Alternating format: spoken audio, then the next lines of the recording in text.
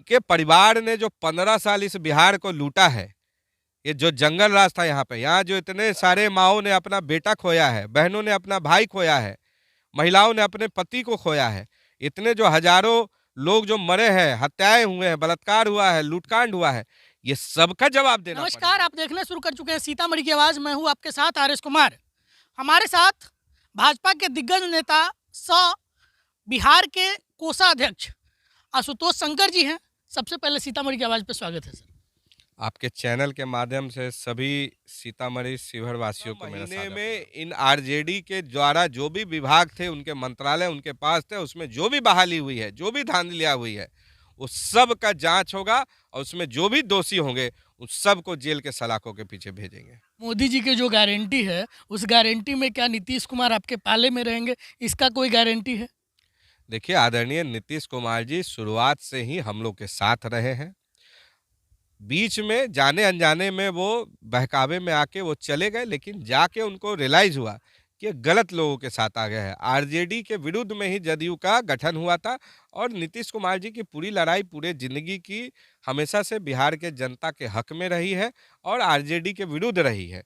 जैसे ही उनको रियलाइज हुआ और भगवान राम के 22 तारीख के आने के बाद उनको भी उनका आशीर्वाद मिला, उनको भी लगा कि नहीं, मैं गलत आ गया हूँ, तो देर आए दुरुस्त आए। उन्होंने भी आदरणीय प्रधानमंत्री जी से बात की और आदरणीय प्रधानमंत्री जी ने भी उनको खुले दिल से उनका स्वागत किया और आज वो हम लोग के साथ आ गए हैं। हम लोग उनके नेतृत्व में बिहार में हम लोग कार्य कर रहे हैं और हम लोग मजबूती से आदरणीय प्रधानमंत्री जी का जो सपना है, इस पूरे देश को विकसित देश बनाना, विकसित भारत बनाना, और उसी आधार पे हम लोग बिहार की भी जनता से वादा करते हैं कि हम लोग भी बिहार को विकसित भारत बिहार बनाएंगे। अच्छा, आगामी लोकसभा काफ़ी निकट आ गया है। आप लोग लगातार गांव-गांव में जा रहे हैं, गांव चलो अभियान के तहत लोगों से मिल रहे हैं, उनका क्या फीडबैक आ रहा है और आप लोग किस मुद्दे को लेकर लोगों में जा रहे हैं? देखिए, हमारे आदरणीय प्रधानमंत्री जी विगत 10 वर्षों से लगातार इस भारत के विकास के लिए कार्य कर रहे हैं, यहाँ के जनता के लिए विकास के कार्य कर रहे हैं, चाहे वो गरीब हो, महिला हो, युवा हो, किसान हो, सभी के लिए लगातार काम कर रहे हैं। सारी योजनाएं हैं। 80 करोड़ लोगों को उन्होंने मुफ्त राशन देने का काम किया इस कोरोना काल से अभी तक, और लगभग 4 करोड़ लोगों को पूरे देश में उन्होंने प्रधानमंत्री आवास योजना के तहत आवास दिया है। 10 करोड़ लोगों को उन्होंने लगभग गैस सिलेंडर देने का काम किया उज्ज्वला योजना का। उसी तरह करोड़ों लोगों को उन्होंने शौचालय देने का कार्य किया है और लगातार आयुष्मान योजना के तहत करोड़ों लोगों को उन्होंने 5 लाख रुपए का स्वास्थ्य बीमा दिया है।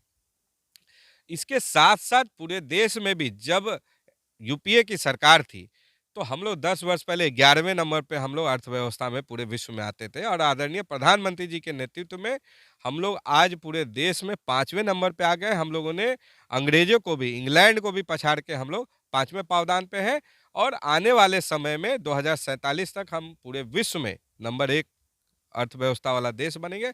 आदरणीय प्रधानमंत्री जी के इन गरीब कल्याणकारी योजनाओं के कारण ही हम लोग पूरे गांव में जहां-जहां जा रहे हैं, सभी वर्ग के लोग बहुत ही खुश हैं। आप उठा के देख लीजिए किसी भी पेपर में, सोशल मीडिया पे, हर जगह किस तरीके से सारे लाभार्थी इतने खुश हैं। और इस पूरे देश में लगभग उन्होंने इस कोरोना में जहाँ पे दूसरे देश के लोग बिखर गए थे, हमारे भारत पे उन्होंने आँच नहीं आने दिया और लगभग 200 करोड़ लोगों को उन्होंने कोरोना का इंजेक्शन दिया। तो ये आदरणीय प्रधानमंत्री जी की सोच है और पूरे देश के लोग बोलते हैं कि न भूतकाल में ऐसा कोई प्रधानमंत्री हुआ, न वर्तमान में है और न ही उन लोगों को लगता है कि ऐसा भविष्य में ऐसा दिव्य पुरुष आएगा।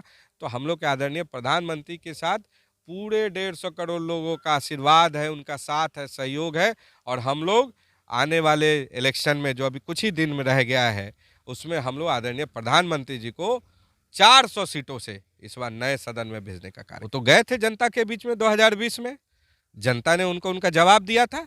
ये तो आदरणीय नीतीश कुमार जी का समझिए कि एक उनका कुछ दिनों का उनके ऊपर जो दिग्भ्रमित हो गए थे, तो वो उनको उन्होंने साथ ले लिया। तो वो तो गलतफहमी में जी रहे हैं।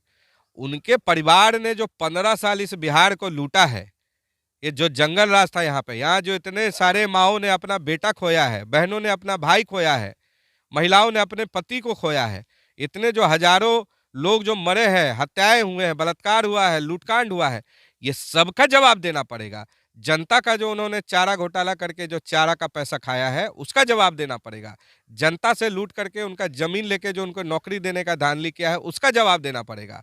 और आप बताइए कि 9वीं फेल व्यक्ति इस पूरे देश में बिहार को चलाने जा रहा है, जिसको खुद नहीं मालूम है कि किस तरीके से चलना है? तो बिहार की जनता ने 2020 में भी उनको अपना आईना दिखाया था और आने वाले 2025 में भी उनको उनका बताएगा कि उनकी जगह कहाँ।